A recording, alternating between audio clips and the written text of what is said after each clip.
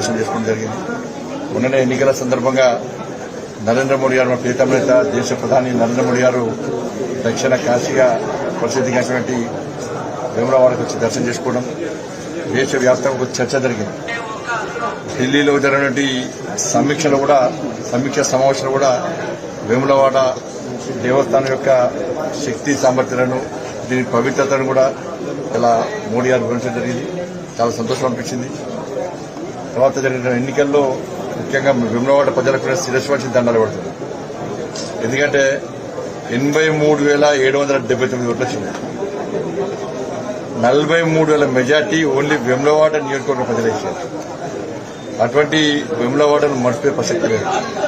ఎందుకంటే పవిత్రమైన ప్లేస్, రాజరాజేశ్వర స్వామి కరుణా కటాక్షలతో ఈ ప్రాంతం అంతా మంచి వాతావరణం నిర్మాణం ఉంది.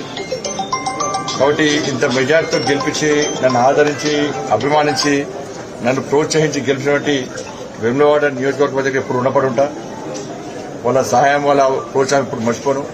ఇక్కడ మా కార్యకర్తలు, మా నాయకులు కూడా ఎప్పుడు రుణపడి ఉంటా. బట్ ఏ ఆలోచనతోని వాళ్ళను ఇంత మెజార్టీతో గెలిపించారో తప్పకుండా ఈ రాజరాజేశ్వర స్వామి దేవస్థానం యొక్క దేవాలయం యొక్క అభివృద్ధిని పక్కా చేస్తాం. గతంలో కూడా చేయాలనే ఆలోచన తప్పన ఉన్నప్పుడు కూడా మీ అందరూ తెలుసు, గత ప్రభుత్వం విషయం తెలుసు. 400 కోట్లు ఇస్తాడు అప్పటి రాష్ట్ర ముఖ్యమంత్రి, అప్పుడు ముఖ్యమంత్రి కేసీఆర్. ఒక్క పైసా ఇవ్వదు, ఉల్టా ఇక్కడ పైసలు తీసుకునే ప్రయత్నం చేశాడు. అంటే రాజరాజేశ్వర స్వామి ఎంత పవర్ఫుల్. కేసీఆర్ కుటుంబం, బీఆర్ఎస్ పార్టీ పతనమైన విషయం అదే పెద్ద ఉదాహరణ. స్వామివారు మామూలు స్వామివారు కాదు, మంచికి మంచి. ఎవరైతే ధర్మద్రోహులున్నారో, ఎవరైతే ద్రోహులున్నారో, ఎవరైతే ఈ దేవస్థానాన్ని డబ్బులు తింటారో, మోసం చేస్తారో, ఇచ్చిన హామీలు నెరవేర్చారో తప్పకుండా వారికి ఏ విధంగా గుణపాఠం చెప్పాలో స్వామివారు అదే విధంగా గుణపాఠం చెప్తారు. అందరూ మంచిగా ఉండాలని కోరుకుంటారు. కానీ వేములవాడ దేవస్థానానికి చెరగోపమైనటువంటి ప్రభుత్వం బీఆర్ఎస్ పార్టీ ప్రభుత్వం. వాళ్ళు చేయలే, నన్ను చేయనియలే.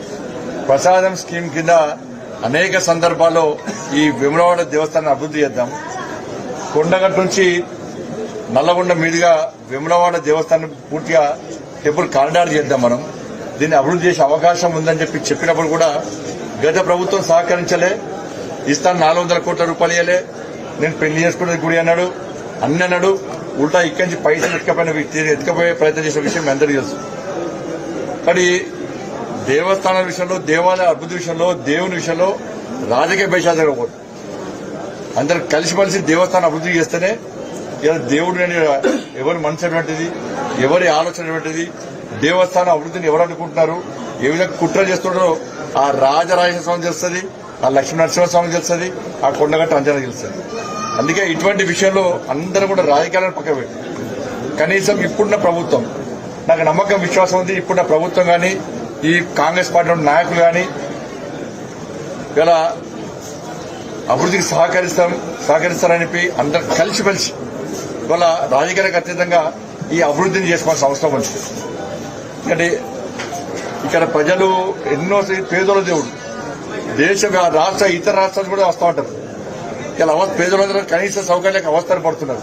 జాతరైన అవస్థలే, నిత్య దర్శనంకి వచ్చిన అవస్థలే, చేద్దామంటే చేయలేదు. బట్ ఇప్పటికైనా ఈసారైనా నేను దానికి కట్టుబడి ఉన్నాను. ఎట్టి బస్సులో ఈ దేవస్థానం అభివృద్ధికి నేను కట్టుబడి ఉన్నా. నేను దేనికైనా నేను ముందుకు రావడానికి సిద్ధంగా ఉన్నా. కేంద్రాన్ని ఒప్పిస్తా. బట్ రాష్ట్ర ప్రభుత్వం సహకరించాలి. కాంగ్రెస్ పార్టీ కానీ, బీఆర్ఎస్ పార్టీ కానీ, టీఆర్ఎస్ పార్టీ కానీ, బీజేపీ కానీ అందరూ రాజకీయ జెండాను పక్కబెట్టి ఈసారి ఈ టెంపుల్ అభివృద్ధి ఎజెండానే మనం ముందుగా సాగాల్సిన అవసరం ఉంది. ఇక్కడ మొత్తం విస్తరణ విషయంలో కానీ, ఈ దేవాలయంలో సమస్యల విషయంలో కానీ తప్పకుండా నేను పూర్తి స్థాయిలో కమిట్మెంట్తో ముందుంటా. ఇవాళ నన్ను గెలిపించినటువంటి ఈ వేములవాడ నియోజకవర్గ వర్గానికి, ఆ ప్రజలకు నేను నెరవేర్చుకుంటా.